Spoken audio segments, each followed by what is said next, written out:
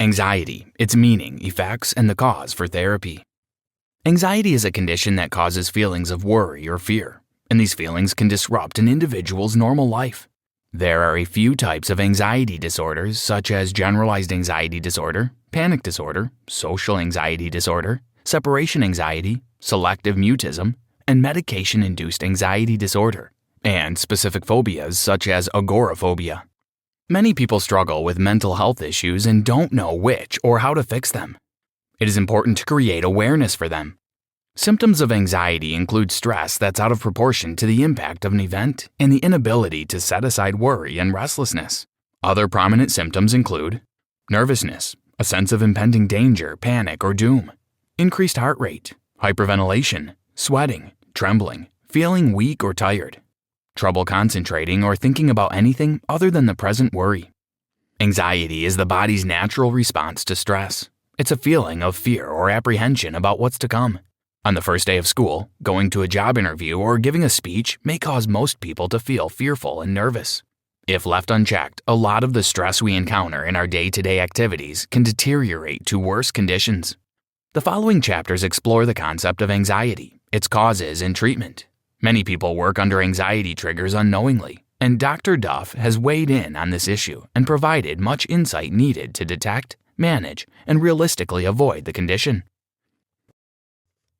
Chapter 2. Humanity has evolved beyond the need for anxiety as a defense mechanism. It has become a burden. Let's go back, way back to prehistoric times, caves and clubs. You probably imagine Captain Caveman. Good. We're back where anxiety was essential for survival, fending off rivals and fleeing giant predators. That extra boost of adrenaline you got when you had to protect your mate or avoid becoming a bear snack was all thanks to anxiety. Let us flash forward to the present, with elevators, final exams, and press conferences. Anxiety is now the enemy. When before it helped you perform better in moments of significant threat, now it cripples you and goes to sit in the corner biting its fingernails off, leaving you to face your problems alone. Anxiety can be a deterrent to performance and can cause significant physical distress. Let's be fair, anxiety has its pros. It is a prompt to hurry up and beat that deadline, fight, or get out of there quickly. But when it jumps at you unprovoked, that's where it poses a problem. Although certain situations bring out anxiety, and it's normal if you choke, have excellent physical distress, and withdraw from an activity because of anxiety, you should get help. Accurate professional service. Dr. Robert Duff goes a step further to speak on mental health care further down this bite-sized self-help book. Dr. Robert Duff believes that the fact that you've chosen this summary is proof that you are on the right path to change and ultimately feel better. Stay on it. In the following chapters, you'll find useful tips to help you become better and learn just how your brain controls just how much anxiety you feel. This negative self-talk is something you probably aren't even aware of, but it eats away at you bit by bit and erodes that self-confidence you need to tackle your anxiety. Dr. Robert Duff. Chapter 3. Your body can react to anxiety in ways that make it feel much worse. Anxiety can also manifest physically. There are a few ways to approach the fix if you have physical anxiety, whose symptoms include rapid heartbeat, dizziness, tightening of the chest, chills or hot flashes, shortness of breath. If you have had any of these symptoms or a collection of them, a panic attack, it can rightly feel like you're going to die. But you aren't. See, as unbearable as these symptoms are, they can hurt you physically. It's all in your head. Okay, now we know that these symptoms can't kill you. Problem solved, yes? No. Dr. Robert Duff urges people with these symptoms to engage in deep breathing whenever they face them. When you focus on your breathing, you find that your brain will slowly stop creating these reactions. If you experience severe physical symptoms due to anxiety, it is advised to practice deep breathing exercises as soon as these symptoms surface. Dr. Robert Duff believes people need to learn proper breathing techniques to relieve panic attacks if they happen. Strange, yes, but just like any other activity that requires mastery, you must learn how to breathe correctly. You can start slowly by practicing breathing in situations of minor panic. This method doesn't assure you of a cure. It only relaxes you and helps you think clearly. There are a lot of breathing techniques, but all of them have a twofold approach system. First, they help you take slower, longer, and deeper breaths. And secondly, they trick you into focusing instead on an unrelated and unprovoking target. Here's one Dr. Robert Duff recommends. Practicing breathing exercises are crucial to managing the physical symptoms of anxiety. It's called 4-7-8 breathing. Here, you inhale 4 times, hold your breath for 7 counts, and exhale for 8. As easy as this sounds, it also takes practice. Regular, committed practice. Once you master it, you can quickly assess it in times of need. Dr. Robert Duff recommends that you try out the 4-4-4 system before jumping to the big 4-7-8 method. This recommendation is not to rush your brain into submission and cause an adverse physical reaction. Breathing isn't only for calming yourself during a panic attack, but also to help you relax. Did you know, generalized anxiety disorder often begins in childhood? Chapter 4. Be kind and considerate to yourself. Don't be your bully. Your life might be stressful, and a lot might be happening all at once, and you just want it all to stop. The strategies suggested in the previous chapters can work, but you must want them to work too. How? Take a break. A lot of breaks. To avoid the overwhelming feelings of anxiety, one must take time out to rest. Anxiety is usually a result of accumulating unfinished tasks, either at work or at home. But this is when you need to take time off and just chill. When you take time off to relax and do nice things for yourself, you improve yourself and invest in your future self. When you ignore breaks and take on more and more work, the quality of the work will suffer significantly as a result. But these seemingly meaningless breaks help to give you clarity and peace to tackle the next task. The kind of breaks you can take solely depends on what recharges your battery. It could be a nap or going to see a movie. Aside from breaks, another way to refresh yourself is to be nice to yourself and stop negative self-condemning statements. These small statements go a long way to erode your self-confidence and worsen your anxiety. You should not try to fight your thoughts. Instead, have a replacement for each episode of negative thinking. Here are a few positive mantras you can try. I'm allowed to make mistakes. I'm allowed to feel good sometimes.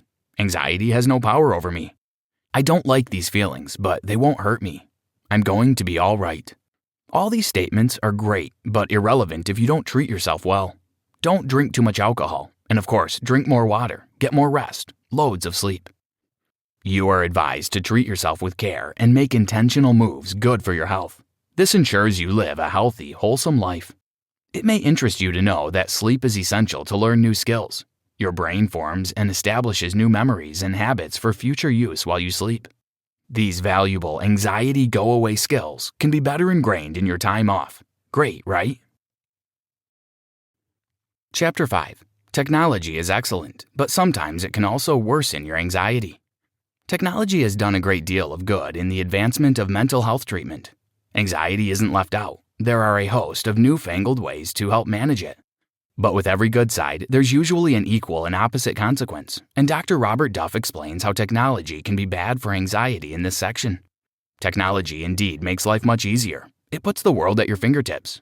But sometimes the all-encompassing power of technology can be too much, and you need to get some control back for yourself. Try to minimize the ways technology can influence your mood and maximize the ways it can combat your anxiety. You can do yourself some good by making intentional moves to avoid anxiety triggers. One way to combat anxiety is to hold off on checking emails when you wake up until you finish your morning rituals, and you're sure it's about work. Even at work, take mini breaks. Not so much that you get into trouble, but enough that you aren't engrossed on the internet all day at work, school, and at home. Set a schedule to respond to emails, texts, and calls. Because if you decide to attend to every bit of information as it comes, you would give terrible and distant replies. The goal is to find a balance that suits you and your overall well-being. Make tech work for you and not the other way around. Finding a balance between your use of technology and the time you use it is essential to ease your mind. The Techverse presents you with a host of helpful apps that can assist you in taking back some measure of control. Apps for meditation, exercising, and so forth. The internet and technology have a tighter hold on you than you think. A simple Facebook post or a blog ad of someone you hate can ruin a good mood you were previously in. Take stock of these negative sites, posts, and their effects so you can find ways to avoid or control the exposure to them.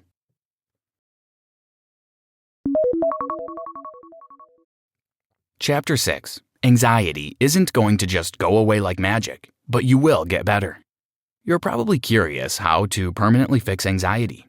Some huge secret maybe for eternal happiness and rainbows. Sadly, no. The secret is that the techniques from the past chapters aren't going to eradicate anxiety from your life. It's normal if you apply them, yet still have anxious episodes. If you keep getting worked up about the symptoms persisting, the anxiety will only worsen. Think of anxiety as a wave. It can offset you or learn to weather it until you get to the other side. Because essentially, anxiety-like waves are a temporary situation. Never give in to it, but don't go at it head on. It can backfire. Anxiety isn't supposed to overwhelm you. You can find ways to master control over it. Some people suffer from social anxiety, which is triggered when you imagine being in a packed crowd, noisy mob, or a crowded elevator. They will find breathing exercises won't help. So, what will then? It would be best to walk towards or expose themselves to that situation that causes them stress. It sounds crazy too until Dr. Duff tried it, and now he recommends it. This exercise goes something like this. Imagine a situation that triggers anxiety. Once you do, and you feel the typical somatic reaction, breathe. Breathe again and again until you relax. Repeat this many times until you no longer feel anxious when you imagine the situation. If the calming exercises do not work, boldly approach these situations that trigger anxiety. Say the situation was giving a presentation in front of your colleagues. Now you must do more than breathe. Relax. Do nothing too dire. Well, maybe. Try practicing with no audience, then move a step further and go to the room you'd give the original presentation. Don't be scared. Feel the anxiety and push past it. It's just an empty room, nobody there to judge you. After you've taken these bold steps, the day of the actual presentation, you'd find that there's little or no anxiety. Why? You've been practicing dealing with your anxiety this entire time. Anxiety comes in many forms, and identifying them is key to management. Anxiety has several symptoms, and Dr. Robert Duff warns against self-diagnosis just because you recognize your symptoms in someone else's situation. See a professional instead. Now we shall address the different types of anxiety disorder. Let's start with general anxiety disorder, GAD. This is a non-specific type and has no particular stress triggers. By definition, it means anything can send you into an anxious panic, and it can manifest in a host of uncomfortable symptoms, similar to a panic attack, but for a prolonged period. Next up is panic disorder, PD, which is much like its name and will cause intense panic attacks, followed by the looming strong fear you might have another attack. Then we have phobias, commonly mistaken to mean things to dislike, but they go deeper than that. It is an intense fear and apprehension you experience when confronted by the thing you have a fear of. Often we self-diagnose because of fear, but this is harmful. We are advised to consult professionals. Next, we have obsessive-compulsive disorder, OCD. People often confuse this with its more diluted, televised cousin, obsessive-compulsive personality disorder, OCPD. While this mild version refers to varying idiosyncrasies, OCD refers to a situation where you have obsessions. Disturbing, repetitive thoughts that can loop and linger for days, causing great distress and compulsion. And lastly, we have post-traumatic stress disorder, PTSD, which describes a situation where your brain replays a very messed up memory in a very vivid way over and over again. This condition is commonplace with ex-military individuals, but it isn't limited to them. A very traumatic experience can cause it. The symptoms can vary from anger or violent fits to a total detachment from everyone. There is also the occasional supervigilance and hyper-alertness. They often feel something similar will happen, and soon. Battling anxiety isn't a fight that must end in loss. There are sure ways to manage it and win. These are the leading players in the anxiety game. You can't let them win. Thankfully, they don't always win. There are plenty of ways to manage anxiety and live a healthier life. If you have any of these symptoms, fret not. It's not a lost battle. You can start winning now. Chapter 8. Not everyone will understand how you feel, but patience is the key. If you know someone who doesn't understand anxiety, this chapter is for you. They probably see anxiety and the people suffering from it as irrational. They can't understand the big deal about anxiety. This reaction isn't their fault. They're simply uninformed. However, you can remedy this by intimating the implications of your condition and what they can do to help. Your loved ones want to help most of the time, so give them pointers. You can communicate your condition to them by patiently describing your feelings, detailing them in everyday examples an average person can understand. These people are trying to help you and get frustrated when the fixes they suggest don't work for you. They do this because they care, which should be enough incentive to help make their task more manageable because indeed, you will have to juggle explaining your feelings and an absolute meltdown, which can be very inconvenient. People suffering from anxiety aren't creating scenarios that trigger panic. Try to show empathy instead of judgment. Make sure they understand that you aren't creating these symptoms and that you aren't crazy. Anxiety becomes a problem when it's triggered, seemingly out of nowhere, when it causes you extreme discomfort, or when it prevents you from performing successfully in life. Dr. Robert Duff. Chapter 9. Therapy is not something to be ashamed of. Everyone needs some type of therapy. Everyone needs therapy. Yes, even you. There are different types of therapy for different kinds of situations.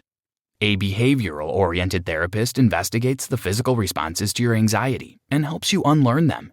And then, the cognitive-oriented therapist approaches anxiety from the thoughts you generate. Lastly is the insight-oriented therapist, who digs a little deeper into the history behind your anxiety. It is advisable for everyone to try therapy.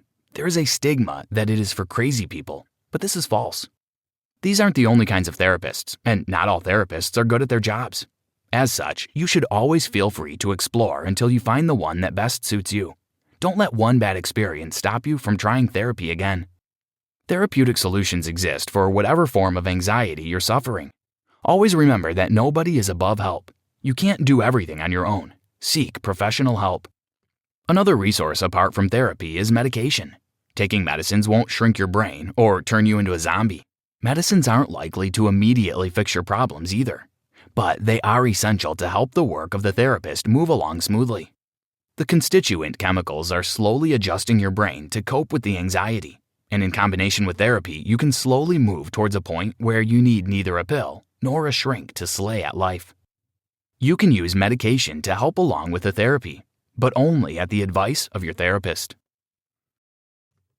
Conclusion. It is normal to feel some level of anxiety sometimes and would remain so if not for the sake of evolution. As humanity developed to the point where it didn't need to ward off predators, anxiety no longer had any positive implications. Today, it poses such a threat that we need therapy and medication to manage its effects. Dr. Robert Duff lays down what will become the blueprint for navigating the murky waters of anxiety. There's a stigma attached to therapy, and people associate it with being crazy or mentally ill. In truth, everyone needs therapy. You do not need to suffer from acute anxiety or crippling fear to seek professional help. The earlier you recognize you have difficulty and get help, the better. Dr. Robert Duff also advises against self-diagnoses and how dangerous it is to assume conditions that aren't yours. It is also best to trust the experts to check and prescribe solutions. Even though many people brush off anxiety and attribute their quirks as just quirks, anxiety is natural and makes life very stressful for people suffering from it. There are many ways to manage anxiety, and if these self-help methods don't work for you, you can always try professional help. We all need someone to help us through life's hurdles. Anxiety can be caused by unknown triggers from activities we carry out innocently, such as work or a harmless hobby. The pressure to perform is also a trigger, so it is important to free yourself of the weight of expectations. If you set goals, don't rush to achieve all of them. Take it as slowly as possible. We can all experience anxiety. It isn't relegated to a certain kind of person, so it is important to seek help and build a healthy support system. Try this. Make a schedule for relaxation exercises, and as you incorporate them into your plan, carve out more time to avoid situations that cause you to stress for a week.